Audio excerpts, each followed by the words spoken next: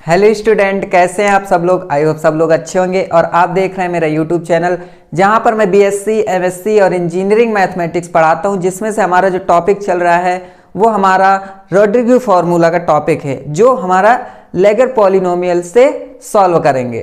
ठीक है, तो चलिए स्टार्ट करते हैं। लेकिन उससे पहले अगर आपने पुराने लेक्चर नहीं देखे हैं, जैसे कि इससे पहले मैंने आपको बताया हुआ है जनरेटिंग फंक्शन और लेगर पॉलिनोमियल की डिफिनीशन, तो वो अगर नहीं पढ़ी है तो ये आई टैब बन के आ रहा है, तो पहले पढ़ लीजिए। उसके बाद अगर आज का टॉपिक देखेंगे तो काफ़ी अच्छे समझ में आएगा।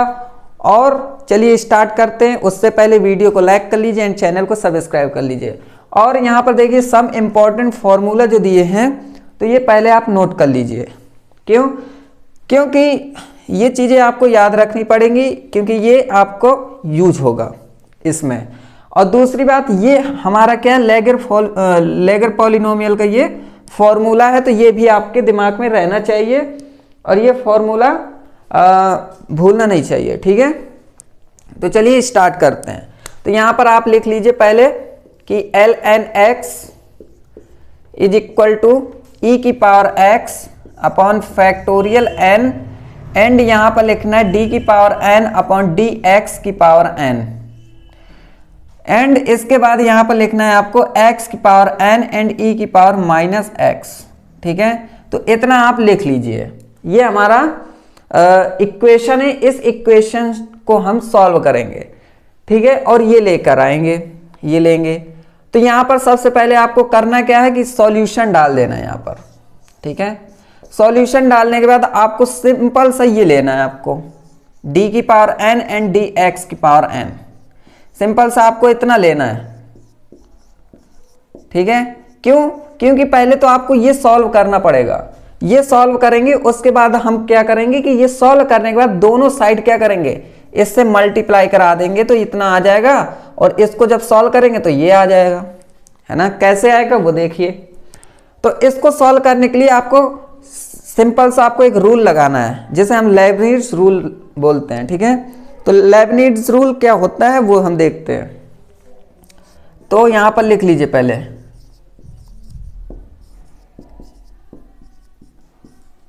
फॉर्मूला लिख लीजिए या तो रूल लिख लीजिए। ठीक है,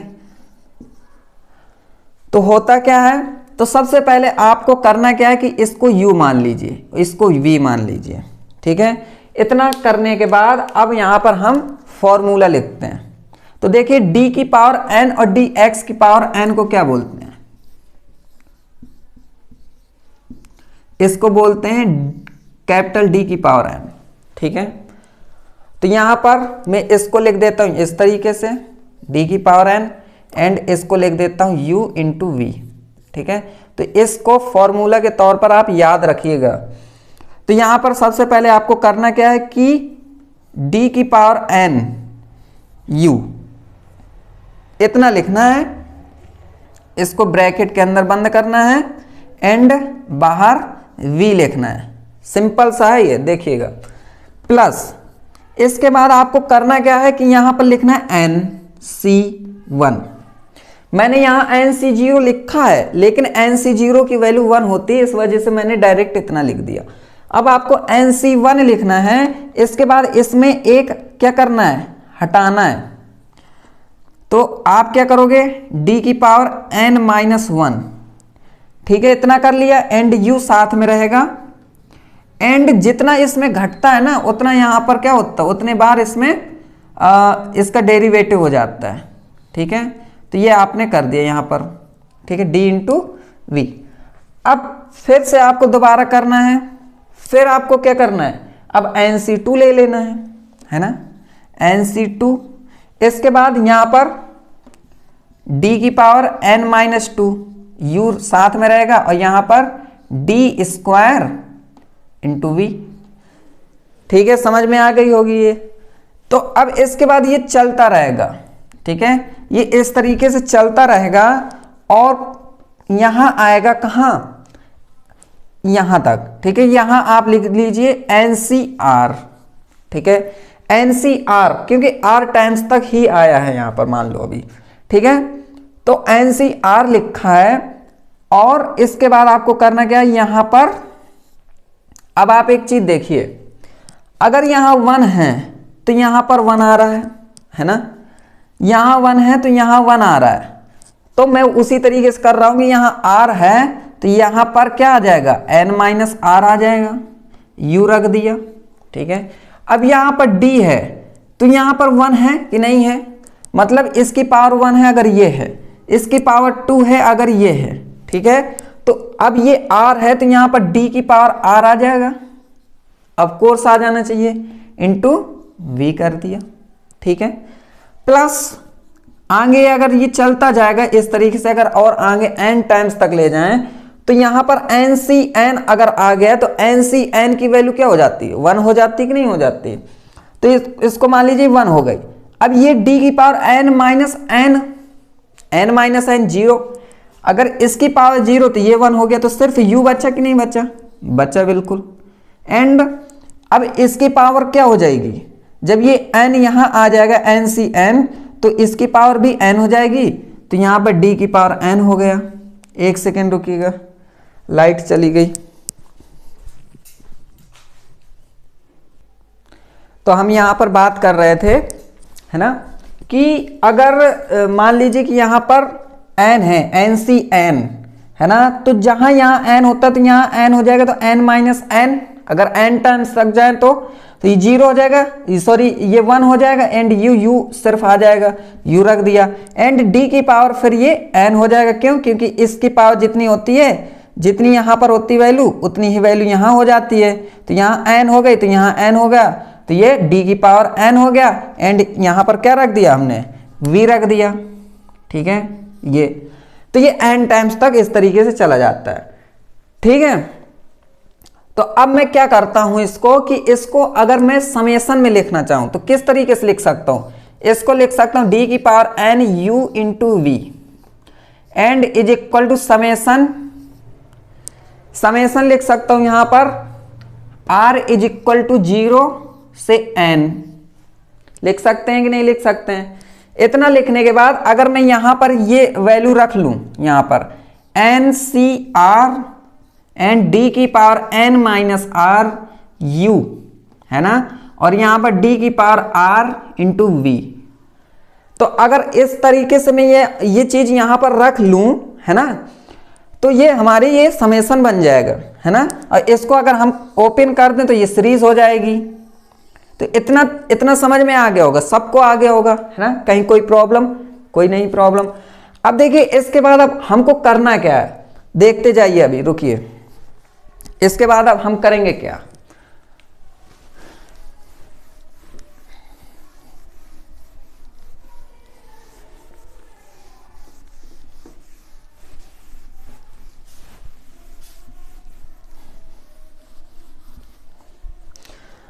तो यहां पर अब हम देखिए d की पावर n है, u क्या माना था हमने, u माना था यहां पर, मैं पहले से फिर से लिख देता हूं कि ये इस तरीके से था हमारा, था ना, एंड यहां पर x की पावर एंड e की पावर माइनस x लिखा था।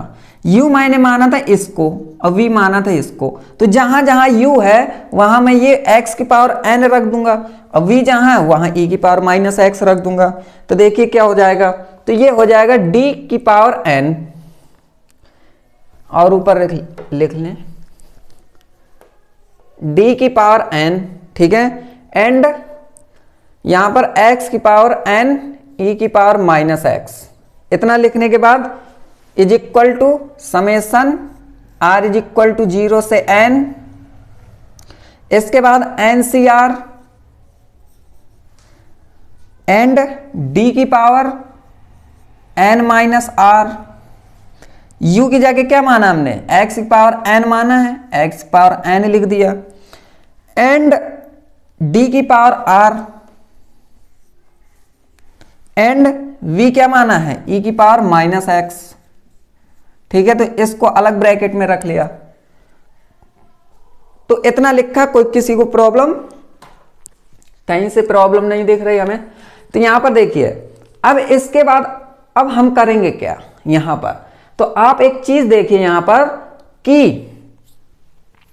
d की power n minus r x की पावर n, जहां हमें ये फॉर्मूला यूज होता है ये, ठीक है, कि d की पावर अगर m हमारा क्या है n माइनस आर है और x की पावर n है तो ये फॉर्मूला हो जाता है, इस वजह से मैंने ये लिखा था। तो यहां पर हम लिख देंगे summation r is equal to 0 से n सी आर, ये रहेगा ही रहेगा, है ना। अब n सी आर है, ठीक है, एंड d की पावर n माइनस आर को हम क्या लिख सकते हैं, फैक्टोरियल n अपॉन, अब देखिए फैक्टोरियल n है तो ये n है तो ये n हो गया। अब यहां पर अगर मैं n माइनस m लिखूंगा तो m की जगह हमारा क्या लिखा है, m की जगह लिखा है n माइनस आर, तो यहां पर n माइनस आर लिख दिया। इतना करने के बाद यहां पर x की power n minus n minus r लिख दिया इसमें, ठीक है। अब इतना करने के बाद अब हमने इसको ब्रैकेट में लगा दिया। इसके बाद इसको अगर हम कर रहे हैं, ठीक है, अगर d की पावर r है और e की पावर माइनस x है तो इसको अगर हम करेंगे तो क्या आएगा हमारा, ठीक है। तो ये हमारा आएगा, अगर इसको डिफ्रेंशिएट कर रहे हो तो ये हमेशा ये देगा हमारा -1 की पावर r e की पावर माइनस x। देखिए कैसे देगा मैं बता देता हूं आपको।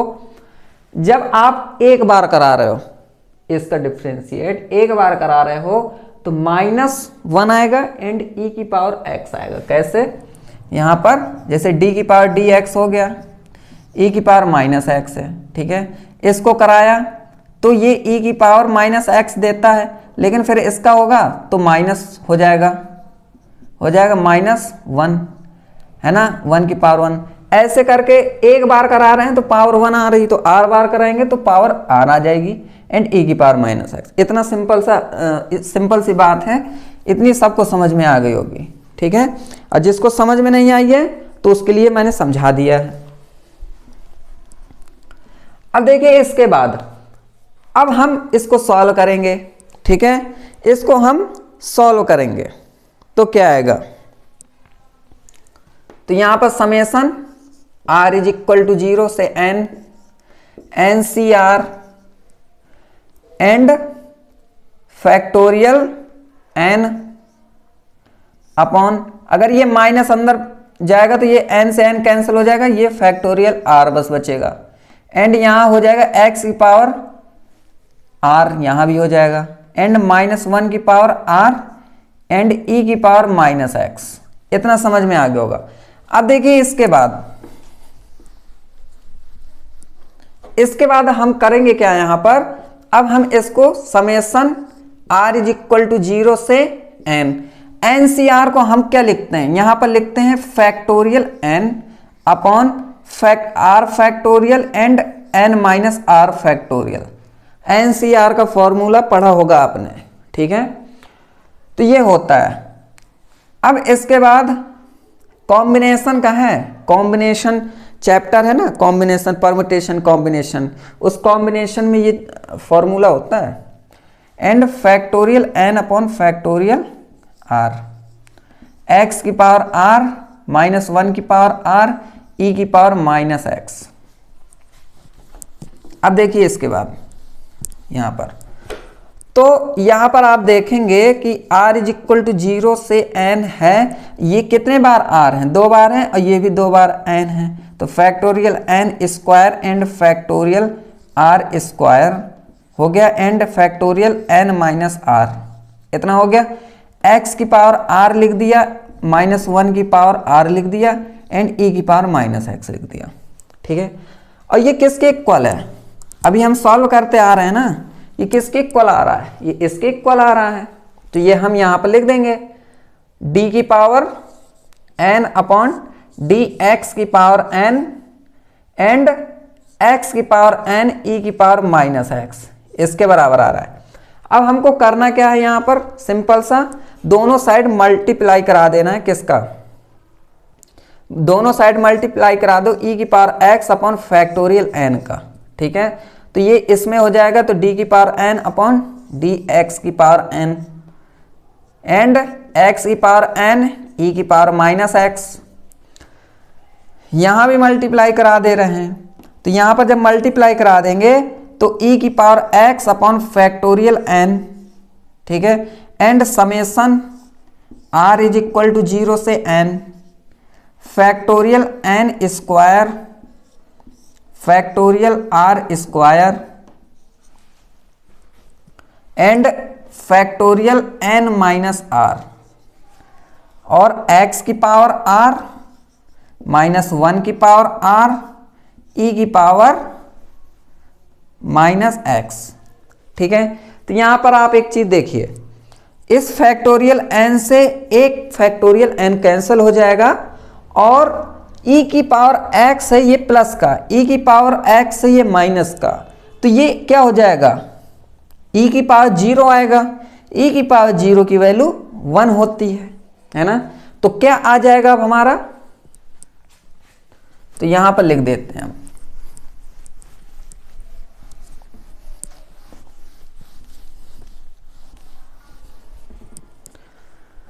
तो यहां पर हमारा क्या आएगा, तो देखिए ये हो जाएगा e की power x upon factorial n, d की power n upon d x की पावर n,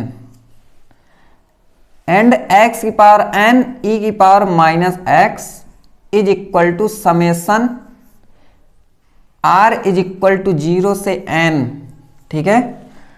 एंड अब बचेगा सिर्फ हमारा यहां पर -1 की power r factorial n upon factorial n minus r and factorial r square and x की पावर r, ठीक है।